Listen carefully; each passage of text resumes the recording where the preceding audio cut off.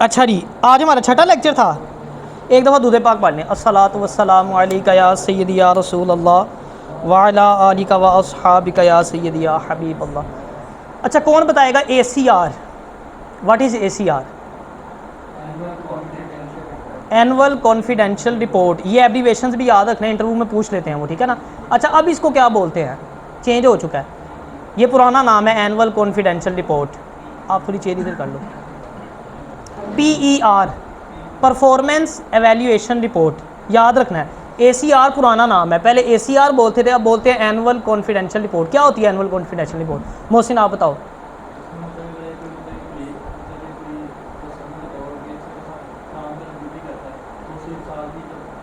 सालाना कारकर्दगी की ये रिपोर्ट होती है, ठीक हो गया। पूरे साल आपने जैसा काम किया है वो आपका जो ऑफिसर है वो लिखेगा कि इसने ऐसा काम किया, आपसे सेटिस्फाई है या डिससेटिस्फाई है, जो भी रिपोर्ट होगी आपकी, ठीक हो गया। ये ईयर वाइज लिखी जाती है, सालाना पूरे साल की होती है, ठीक है ना। अच्छा, अब इसमें दो तीन चीज़ें होती हैं। एक तो लेस दैन 3 मंथ की ACR नहीं होती। मतलब अगर आपने किसी ऑफिसर के साथ काम किया है 3 महीने से पहले उसकी ट्रांसफ़र हो गई है, अब नया ऑफिसर आ गया, अब वो जो पुराना ऑफिसर है वो आपकी ACR नहीं लिख सकता, उस पीरियड की ACR बनती ही नहीं जो लेस दैन 3 मंथ होगी, ठीक है। 3 मंथ से ज़्यादा अगर आपने एक ऑफिसर के साथ काम किया वो ACR उसकी बनेगी। समझ गया, अंडरस्टैंड कर लिए पॉइंट मेरा? किसी का कोई क्वेश्चन इस हवाले से? और दूसरा, अगर आप कैजुअल लीव या जो रूटीन की लीव्स होती हैं उसके अलावा हट के आप अर्न लीव लेते हैं, कोई मैंने लीव्स आपको एक्सप्लेन कर दी थी, अर्न लीव आप लेते हैं, वो पीरियड भी जो है वो आपका ACR में शामिल नहीं होता, उसका भी क्या बनेगा? Short period certificate. इसको बोलते हैं जिस पीरियड की ACR नहीं बनती ना उसको बोला जाता है शॉर्ट पीरियड सर्टिफिकेट।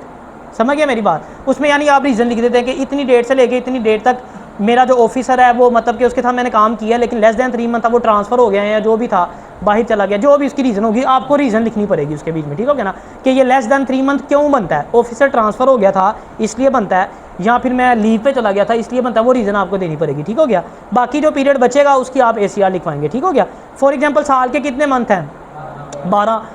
2.5 मंथ आपने किसी ऑफिसर के साथ काम किया, वो ट्रांसफ़र हो गया, वो चला गया, अब वो 2.5 मंथ की नहीं बनेगी, जो बाकी रह गया उसकी बनेगी। अब इस पूरे साल को कैसे कवर करेंगे? 2.5 मंथ का शॉर्ट पीरियड सर्टिफिकेट और बाकी ACR, इस तरह मिला के पूरा साल आपका कवर हो गया। समझ आ गई? अंडरस्टैंड? आगे चलें। रिपोर्टिंग ऑफिसर कौन होता है? जो आपकी ACR लिखता है, जिसके साथ आप काम कर रहे होते हैं, वो आपका रिपोर्टिंग ऑफिसर होता है, ठीक हो गया। ACR में 2 होती हैं ऑप्शन, एक रिपोर्टिंग ऑफिसर होता है, एक होता है काउंटर साइनिंग ऑफिसर। जो रिपोर्टिंग ऑफिसर होगा वो डायरेक्ट जिसके साथ आपका इमीडिएट बॉस, यानी जिसके साथ आपकी डायरेक्ट ड्यूटी है। अच्छा, उस बॉस का भी ऊपर से कोई बॉस है ना, जैसे सेक्शन ऑफिसर के साथ आपकी ड्यूटी है तो उसके ऊपर एडिशनल डिप्टी सेक्रेटरी है, तो डिप्टी सेक्रेटरी आपका काउंटर साइनिंग ऑफिसर है। मेरी बात समझ गए? सेक्शन ऑफिसर आपकी ACR इनिशिएट करेगा, ठीक है, वो रिमार्क्स देगा, कॉलम बने होते हैं ABCD, ठीक है। फॉर एग्जाम्पल पंचुअलिटी का ABC, तीनों में से एक ऑप्शन, ठीक है। इसी तरह बाकी चीज़ों का भी ABC, इस तरह ऑप्शन, उसकी मर्जी होती है जो वो आपकी परफॉर्मेंस के हिसाब से देगा।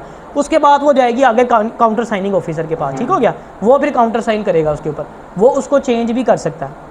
काउंटर साइनिंग ऑफिसर के पास इख्तियार होता है, अगर नीचे वाले ने बी लगाया वो उसको काट के A कर दे, उसके पास इख्तियार है, ठीक है। अच्छा, एक और पॉइंट वाली बात, जो जितने इंप्लॉइज़ होते हैं, अच्छा ऑफिसर्स हो या ऑफिशियल्स हो, सबकी ACR होती हैं। समझ गए? 17वें स्केल का, 18वें स्केल का, जितने भी सबके ACR होती हैं। हर एक का ऊपर वाला बॉस जो है वो उसकी ACR लिखता है। समझ गए मेरी बात? एडिशनल सेक्रेटरी है तो उसकी ACR कौन लिखेगा? सेक्रेटरी लिखेगा। डिप्टी सेक्रेटरी है उसकी एडिशनल सेक्रेटरी लिखेगा। सेक्शन ऑफिसर है उसकी डिप्टी सेक्रेटरी लिखेगा। उसी तरह इमीडिएट बॉस के बाद एक हायर अथॉरिटी उसको काउंटर साइन करेगी, ठीक हो गया। अच्छा, मैं भी क्या बताने लगा था आपको, एक मैंने चीज़ बोली थी बीच में, 1 मिनट है तो ये दूसरा आ गया। हाँ, मैं बता रहा था कि वो उसको चेंज भी कर सकता है, जो काउंटर साइनिंग ऑफिसर है काट के। हाँ, ये मैं आपको बताने लगा था कि जो बाकी सारे एम्प्लॉयज़ होती हैं उनके काउंटर साइन होते हैं, लेकिन जो स्टेनो कैडर है ना उसका काउंटर साइन नहीं होता। ये मज़ेदार बात है, यानी वो सिर्फ इमीडिएट बॉस उसकी ACR इनिशिएट करेगा, बस उससे ऊपर कोई नहीं जानी। बाकी जो असिस्टेंट है, क्लर्क है, सबकी ACR ऑफिसर इनिशिएट करेगा, उसके बाद एक नेक्स्ट हायर अथॉरिटी जो है वो उसको काउंटर साइन भी करेगी। लेकिन स्टेनोग्राफर्स के कैडर की PA PS स्टेनो, इनकी ACR जो है ना, क्योंकि इनकी डायरेक्ट ड्यूटी ऑफिसर के साथ होती है, ठीक है। अच्छा, नेक्स्ट, अगर आप किसी सेक्शन में हैं, ठीक है, SO के साथ आपकी ड्यूटी है, उसमें ये भी हो सकता है कि जो उस सेक्शन का सुपरिटेंडेंट है वो आपकी ACR इनिशिएट कर दे और जो सेक्शन ऑफिसर है वो उसको काउंटर साइन कर दे। अगर आप ऊपर नहीं भेजना चाहते। लेकिन अगर एसओ इनिशिएट करेगा फिर किसके पास, डिप्टी सेक्रेटरी के पास आपकी एसीआर जाएगी। अच्छा, अगर बंदा काम कर रहा है डिप्टी सेक्रेटरी के साथ तो फिर डिप्टी सेक्रेटरी इनिशिएट करेगा, कहाँ जाएगी आगे, एडिशनल सेक्रेटरी को जाएगी, समझ गए। इसी तरह एडिशनल सेक्रेटरी, अब वो नहीं, उसकी फिर एसीआर आगे सेक्रेटरी को नहीं आती, वो बड़ा अफसर होता है, उधर क्या होता है पीएस इनिशिएट कर देगा, ठीक है ना। एडिशनल सेक्रेटरी के साथ प्राइवेट सेक्रेटरी भी होता है, प्राइवेट सेक्रेटरी के साथ पीए आगे क्लर्क वगैरह सारे होते हैं, असिस्टेंट होता है। प्राइवेट सेक्रेटरी सबकी इनिशिएट कर दे और बाद में एडिशनल सेक्रेटरी उसको काउंटर साइन कर दे। समझ आ गई मेरी बात।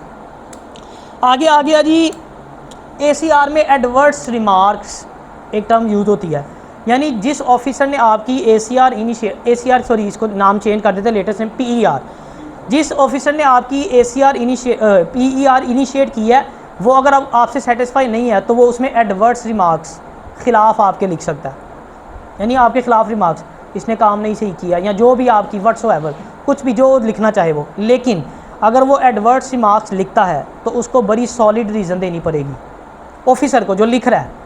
अगर वो आपके खिलाफ एसीआर फिल कर रहा है तो उसको उसकी रीज़न देनी पड़ेगी, उसकी वजह कि वो चैलेंज भी हो जाता है ना। आप उसको चैलेंज भी कर सकते हैं, आप कहें कि नहीं जी मेरा तो इस काम सही कर रहा था, ये मेरे साथ पर्सनल इसने ग्रज निकाला अपना, या जातियात पे उतरा इसने, मैं बिल्कुल सही काम कर रहा था, मेरे बाकी स्टाफ से पूछ लिया, जो भी आप उसको एक्सप्लेन करेंगे फिर। इसलिए जो लिखने वाला है वो अगर एडवर्स मार्क्स लिखेगा तो उसको जो है वो साथ में रीज़न भी देनी पड़ेगी। अगर आप सेटिस्फाई नहीं है तो आप हायर अथॉरिटी के पास अपील करेंगे, वो उसको एक्सपंज कर सकता है, हज़फ कर देगा, ख़त्म हो देंगे, उसको ठीक कर देगा।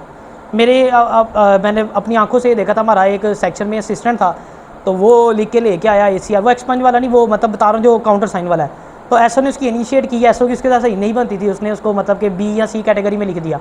डिप्टी सेक्रेटरी के पास लेके आया तो डिप्टी सेक्रेटरी को पता था कि बच्चा काम करने वाला है, उसने काट के वो वाली ए में लिख दी सारी, नीचे साइन कर दी अपने, अब वो उसकी फारग हो गई, उस वाली चलेगी, ठीक है ना। तो ये हायर अथॉरिटी के पास अपील का समझ लो कि एक हक होता है। अच्छा, आगे आ गया, थोड़ा सा और कर लेना, अभी टाइम है। अच्छा, जो कोटाज होते हैं, कोटे कितने किस्म के होते हैं कोटाज? ओपन मेरिट होता है, ठीक है, उसके बाद हमारा वुमेन कोटा होता है, माइनॉरिटी कोटा होता है और डिसेबल कोटा होता है।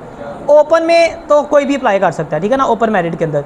अच्छा, एक अगर वुमेन है उसने वुमेन कोटे में अप्लाई किया, वो ओपन मेरिट में भी आ सकती है, यानी नंबर्स के हिसाब से। फॉर एग्जांपल 10 सीटें हैं, ठीक है, मेरिट बना तो जो ऊपर वाले 10 टॉपर्स होंगे उसमें वुमेन भी हो सकती है। अब उसका दोनों में हो जाएगा शुमार, उसका ओपन मेरिट में भी कंसीडर हो रहा है और वुमेन कोटे में भी कंसीडर हो रहा है, ठीक है। ओपन मेरिट जो ओपन होता है मेरिट के हिसाब से बनता है, वुमेन कोटा लेडीज़ का होता है, डिसेबल कोटा जो डिसेबल लोग होते हैं उनके लिए होता है, लेकिन उनको अपना डिसेबिलिटी सर्टिफिकेट जो है ना वो प्रोड्यूस करना पड़ता है, वो साथ लगाना पड़ता है उनको, ठीक है ना। उसके अलावा माइनॉरिटी कोटा वो कौन सा होता है? गैर मुस्लिम या दूसरे भी जो कादियानी गैर मुस्लिम हो गए, उसके अलावा जो ये सारे भी जितने भी होंगे मुसलमानों के अलावा सारे इसके अंदर आ जाते हैं। अच्छा, आगे आ गया, ये भी मैंने आपको बता दिया कि ओपन मेरिट पे भी एक ही टाइम में दोनों कोटास में भी बंदा फॉल कर रहा होता है, ठीक है।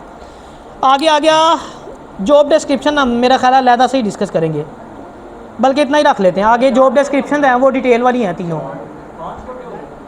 4 हो गए, ओपन मेरिट, वुमेन कोटा, उसके अलावा माइनॉरिटी कोटा, डिसेबल कोटा। जी हाँ, वो वही बात हो जाती है, ओपन मेरिट ही होता है, बस मेरा ख्याल इतना बहुत है। मिनिस्टेरियल कोटा तो एक और चीज़ है ना, वो जॉब्स थोड़ी है, जॉब्स में थोड़ी मिनिस्टेरियल कोटा आता है।